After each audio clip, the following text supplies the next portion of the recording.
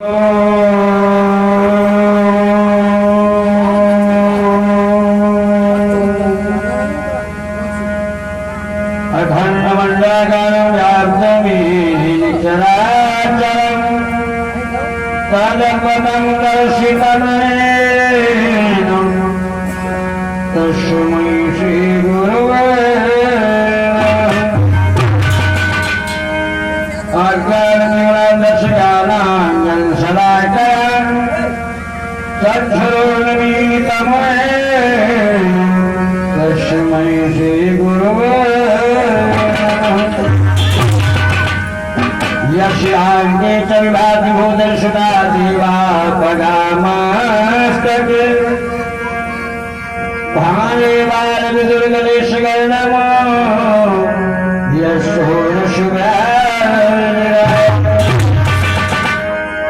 सोऽयं भूति विभूषणः सर्वः सर्वाधिपः सर्वदा सर्वः सर्वगतः शिवः शशिनिवः श्रीशङ्करः प्रसन्नतामयान् गताभिषेकतस्तथा ममले वनवासुदुःखताम् मुखाम्बुजश्रीरघुनन्दनस्य मे सदा सामण्डलमङ्गल नीलाम्बरश्यामलकोमलाङ्गं सीतासमारोहभृतवामभागम् पाणमहासायकचारुचापम् नमामि रामवरघुवंशिना कृष्णाय वासुदेवाय देवकी नन्दनाय नन्दगोपकुमाराय श्रीकृष्णाय वयं बोलिए गुरुदेव भगवान की, बोलिए श्री भागवत महापुराण की। आइए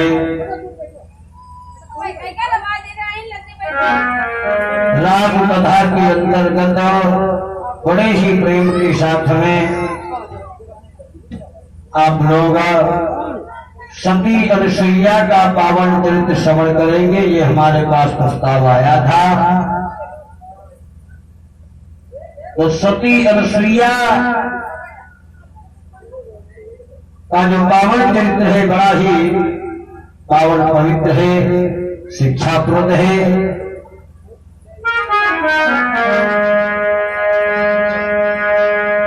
माता अनुसुईया के पावन चरित्र को श्रवण करके आप लोग उनके पद चिन्हों पर चलने का प्रयास करेंगे। लेकिन कथा से पहले आप लोग एक पद सुने कि संसार में सबसे सुंदर क्या है। अच्छा कहो, सुंदर कहो या नीका कहो। कवि का भाव है कि संसार में एक ही नाम नीका है। मन की तरफ कवि ने संकेत किया है कि अरे मन, संसार में केवल एक ही नाम नीका है। क्या?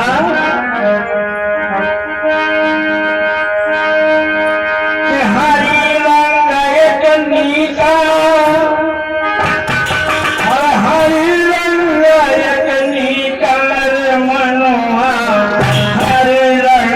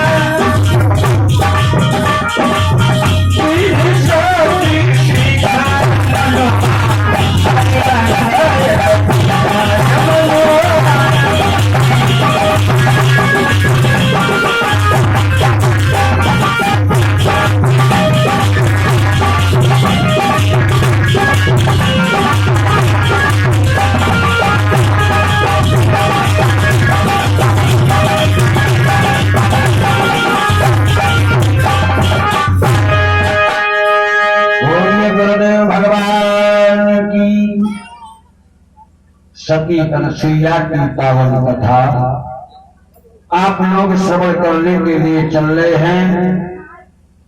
तो ये उस समय का भी प्रसंग है, उस समय की कथा है जिस समय प्रभु श्री राम सीता लक्ष्मण के साथ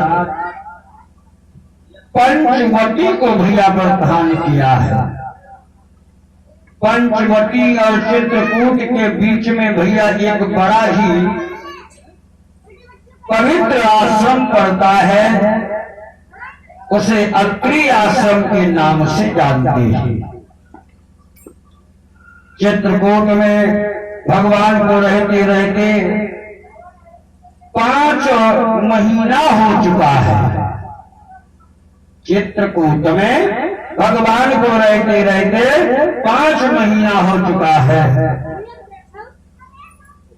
जब सभी अयोध्यावासी जान गए यहाँ पर प्रभु राम रहते हैं, तो अयोध्या को भैया छोड़ करके सारा काम बंद कर करके आज चित्रकूट में आने लगे हैं। प्रभु ने विचार किया कि अगर ये लोग इसी प्रकार से यहाँ पर आते रहे तो इनके कार्य में व्यवधान पड़ेगा और हमारे भी कार्य में व्यवधान पड़ेगा। तो जिस कार्य के लिए हम यहाँ आए हैं वो कार्य भी पूर्ण नहीं होगा। इसलिए प्रभु ने 5 महीना चित्रकूट में बिताए और उसके पश्चात भैया वहां से प्रस्थान किया है। सकल मुनि सन पिता कराई सीता सहित चले सो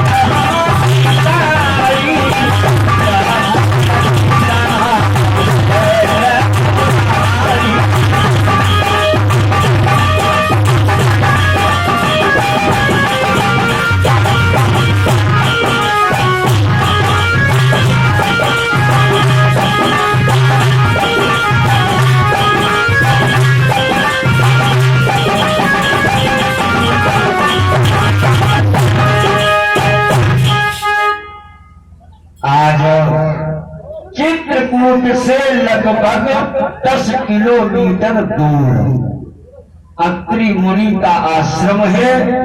तो जिस समय प्रभु राम लक्ष्मण सीता अत्रि मुनि के भैया आश्रम पर पहुंचे तो स्वामी ने देखा, प्रभु ने नमन किया और अत्रि मुनि ने बड़े ही आदर के साथ अपने आश्रम में ले गए और प्रभु आसन आसीन भर लोचन शोभा निरखी मुनिवर परम प्रवीण जोनि पानी प्रभु को आसन दिया। नाना प्रकार से भैया मुनि ने वंदना की है। तो कैसे वंदना की है आइए 2-4 लाइनें हम आपको बता रहे हैं। नमामि भक्तवत्सलम कृपालुशील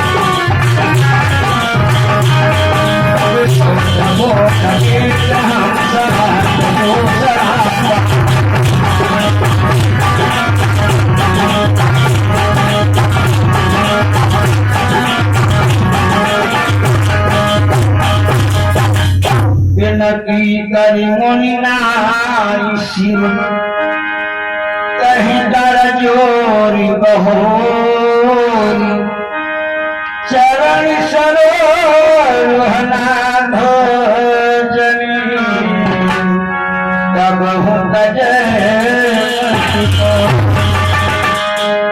आज इस प्रकार से अगस्त मुनि ने भैया प्रभु की वंदना की और उधर देवी सीता जो है माता अनसुईया के पास में पहुंचती हैं। माता अनसुईया ने देखा तो सीता जी के बारे में हमारे गोस्वामी बाबा ने लिखा है। क्या लिखा?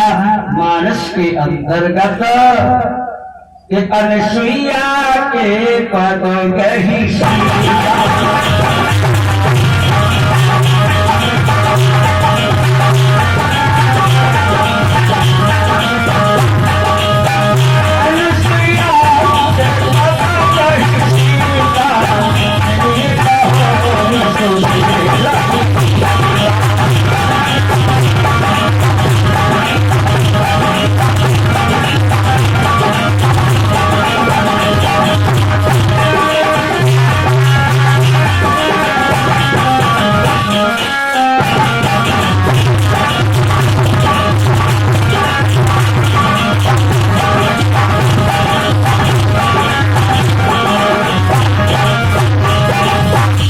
यहाँ पर बड़ा ही सुंदर भैया एक शब्द आया है बहोरी।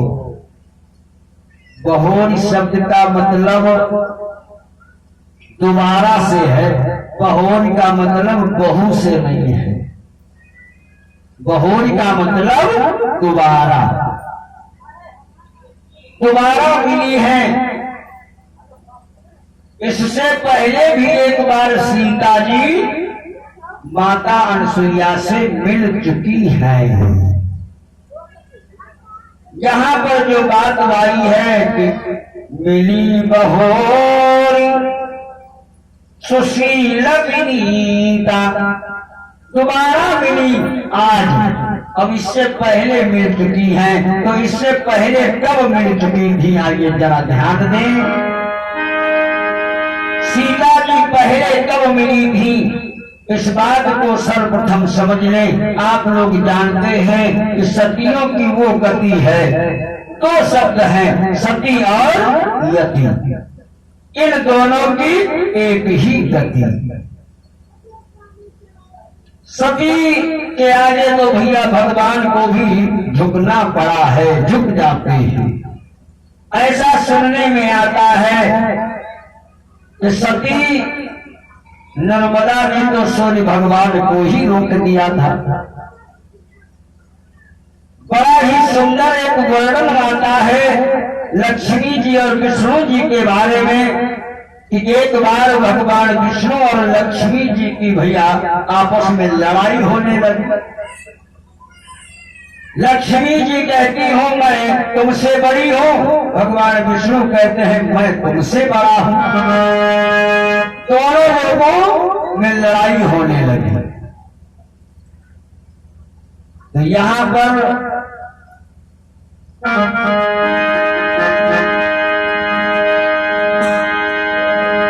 कवि ने कल्पना की है, एक सुंदर पद लिखा है। आइए एक लाइन हम आपको बता रहे हैं। वास्तव में सती क्या चीज है? बड़े और छोटे में विष्णु जी को लक्ष्मी जी ने जब भैया पराजित कर दिया तो उस समय पर एक दो लाइन का पद आया है कि हमारे बलमा हमारे सजना, अरे हमारे बलमा हमारे सजना, हम छोटी न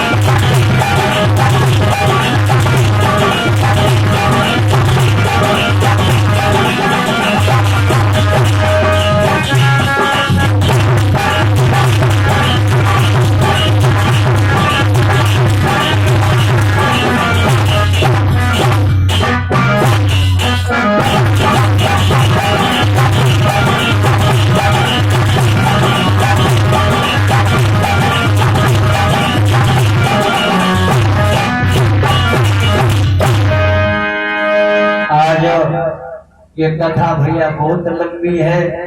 विष्णु जी को हरा दिया लक्ष्मी, विष्णु जी बेचारे हार गए। सती जी के आगे भगवान को झुकना पड़ता है। सती नर्मदा का आप लोगों ने नाम सुना होगा।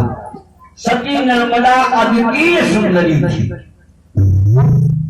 लेकिन एक बहुत बड़ी कमी थी। सती नर्मदा का विवाह जिसके साथ होता था वो मर जाता था।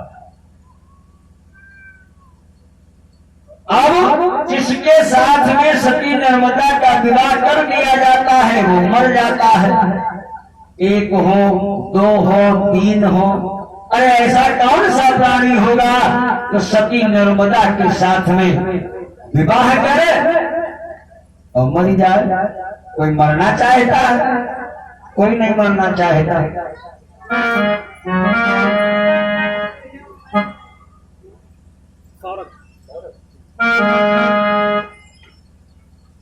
कितने हैं भैया? 21 मुद्राएं सौरभ की तरफ से भगवान के चरण कमल में समर्पित हो रही हैं। भगवान की हमेशा कल्याण करेगी मेरी हार्दिक कामना।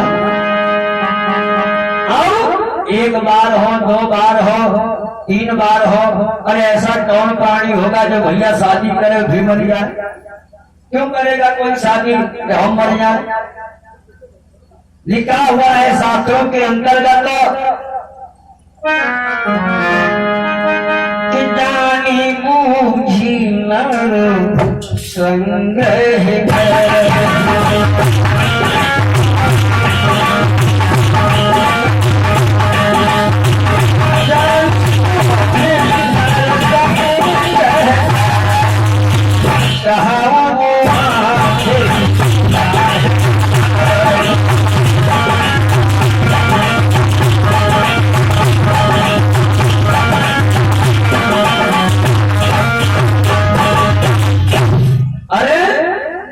बूझ करके भैया जो भी कोई हो जान बूझ करके आगे में कूद पड़े, पहले हम नहीं मरेंगे।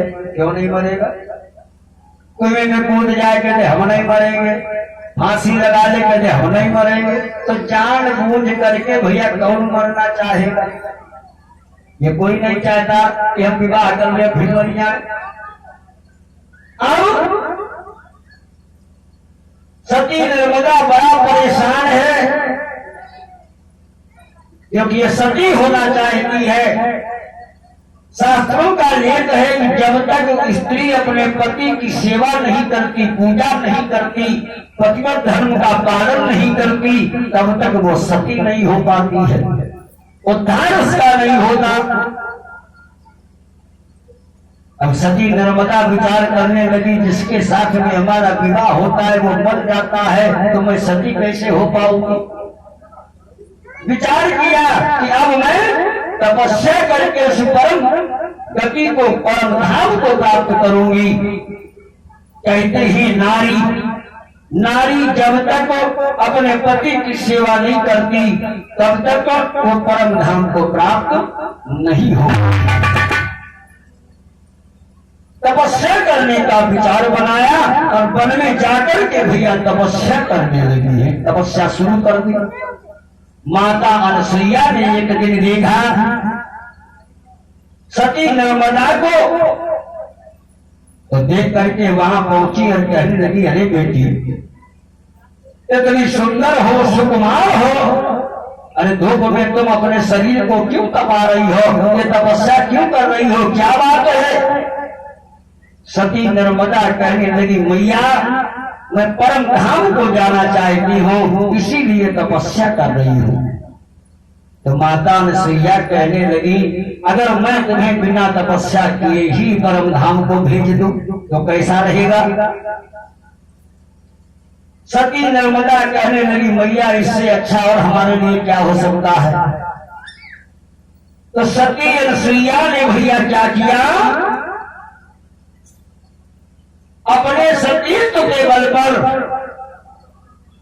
देवी नर्मदा को भैया परम धाम भेज दिया, सशरीर भेज दिया। और जैसे ही वहां पहुंची है सती नर्मदा, देवताओं ने देखा करेंगे अरे तुम यहाँ कैसे आ गए।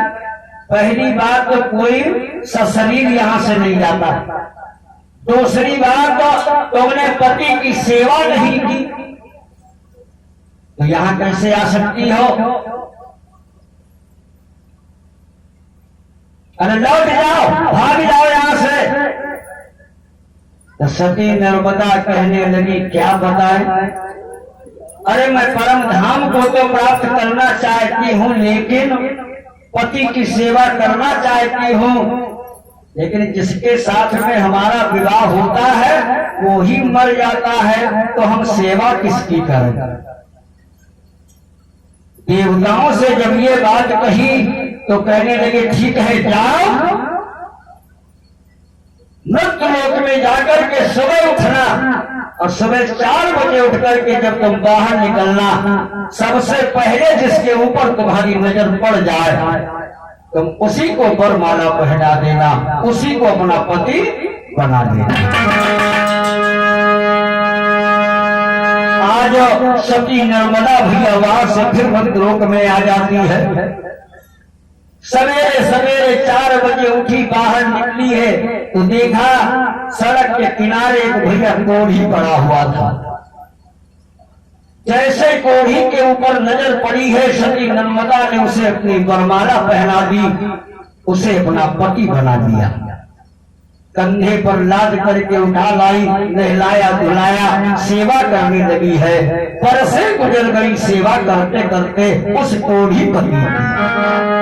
लेकिन सती नर्मदा ने कभी भी अपने पति के चेहरे पर मुस्कुराहट नहीं देखी, मुस्कान नहीं देखी। एक दिन सती नर्मदा कहने लगी स्वामी अरे इतना समय हो गया तुम्हारी सेवा को करते करते, लेकिन आज तक कभी भी मैंने तुम्हारे चेहरे पर मुस्कान नहीं देखी, इसका कारण क्या है। तो आज जानते हो वो कोढ़ी पति कहने लगा सती नर्मदा से क्या बताएं देवी, क्यों तुम्हें मुस्कुराहट हमारी नजर नहीं आती है, हम क्यों नहीं मुस्कुराते हैं, इसका एक कारण है। सती नर्मदा कहने लगी क्या कारण है स्वामी। तो आज वो कोढ़ी पति कहने लगा हमारा जो मन है ये एक वैश्य के यहाँ रखा है।